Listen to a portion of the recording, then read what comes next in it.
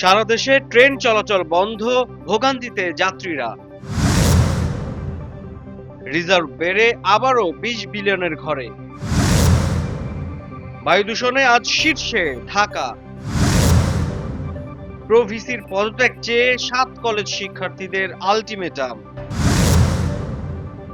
Train বন্ধে ক্ষুব্ধ হয়ে রাজশাহী স্টেশনে ভাঙচুর।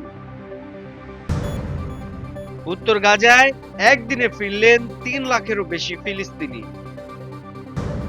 হ্যাট্রিক জয়ে প্লে অফের আরো কাছে রাজশাহী। প্রথমবারের মতো রিয়েলিটি শোর বিচারকের ভূমিকায় আসছেন মিথিলা।